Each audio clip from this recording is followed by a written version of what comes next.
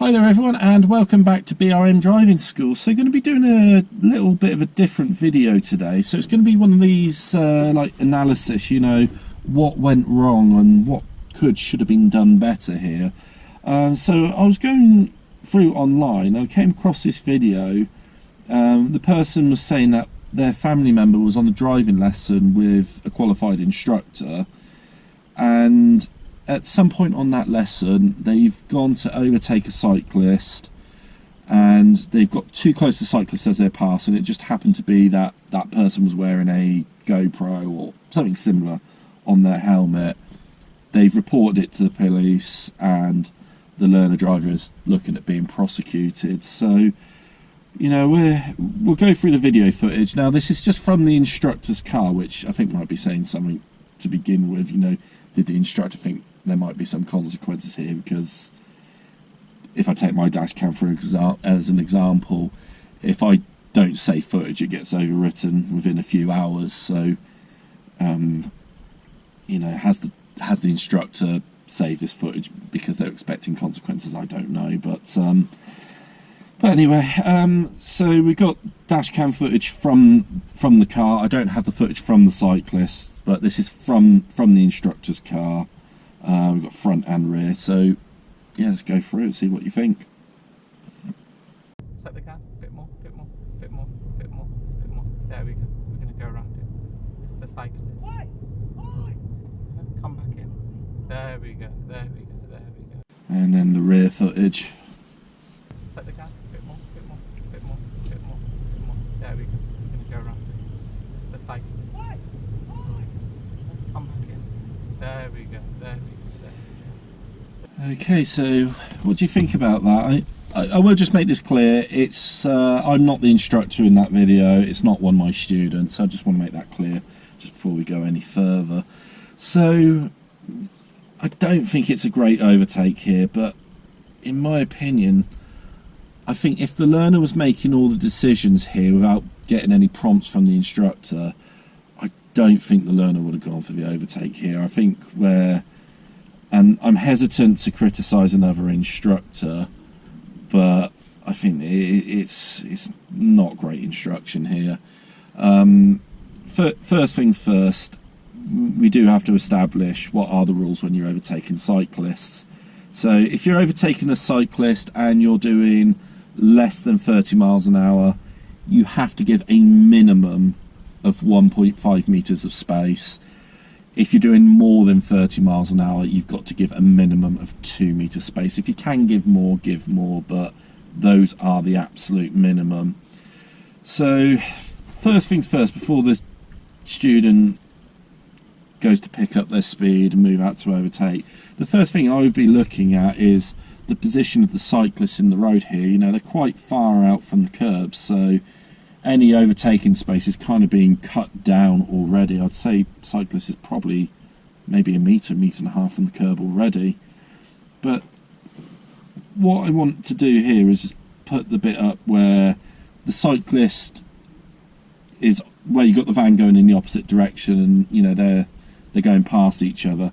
Is I want you to look at that space between the cyclist and the van to begin with. That's not a lot of space there. I think that should be like our first warning sign here, that the gap along here might not be big enough. And what the instructor, and if the student is more experienced learner should be doing, is looking way down the road, because we can see several vehicles coming towards us, and I'm looking after that last vehicle near, you know, as we're approaching the crossing. There's plenty of space to overtake after that last vehicle's gone by. So I think that's where the overtake should be done. I don't think it should have been done along here, because as I just scroll forward a bit, as we're getting to the point where we're just about to start going past the cyclist, I think the dash cam in this car, I think it's left of centre. I don't think the dash cam is in the centre of the car in this video. So I think the driver's side here, I think, is very close, if not touching the white line that's on the outside of the hatched area. So there's just not sufficient space here, and unfortunately the way the law is at the moment, with whether you're a learner driver or a full licence holder, you are held to the same standard. So if you get caught speeding on a driving lesson, or in this case, you know, the bad overtake on the cyclist, you as the learner will be the one that will be facing the consequences if it gets reported. So unfortunately the learner is going to have to take the punishment for this one, and I feel for them, because as I said, you know, I'm hesitant to criticise another instructor, but the instruction here is utterly terrible. It's not great, and as I said, the instructor as the experienced driver here should be looking further down the road and going, okay, maybe we should just hold off. You know, a 5-second delay isn't the end of the world. It's, you know, it's not going to make much of a difference to your day waiting 5 seconds.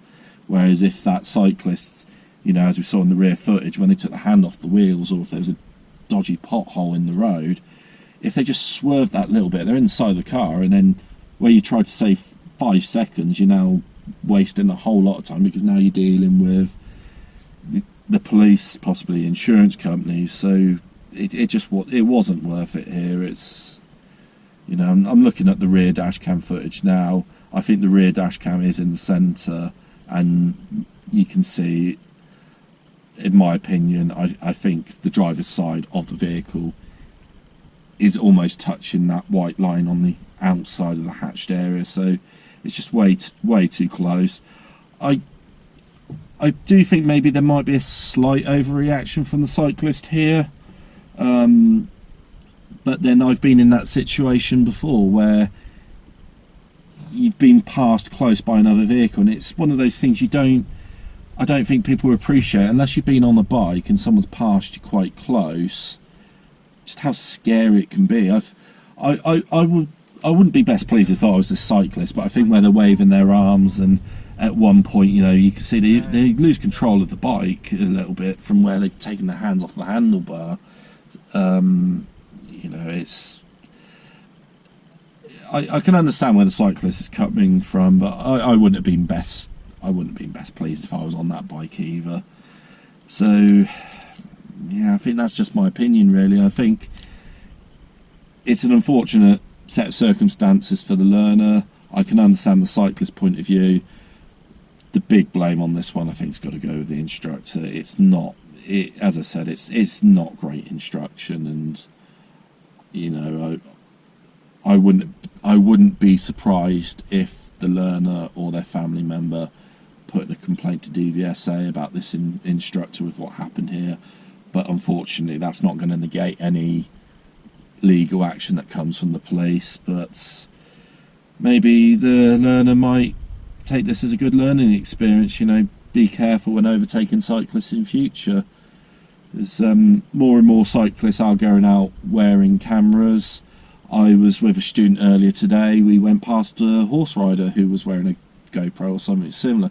So these more vulnerable road users are more and more likely now to be using helmet cameras, or in cars you've got dash cameras, and more people are reporting incidents of bad driving. So, you know, just keep your nose clean, don't do anything silly, because you never know who's recording it. So I think we'll call that a video for now. If you've got any videos that you want me to have a look at in future, you know, just send me a message. I've got my Facebook page, leave a link in the description if you're wanting lessons. Hit like, subscribe and all that, and we'll see you again soon.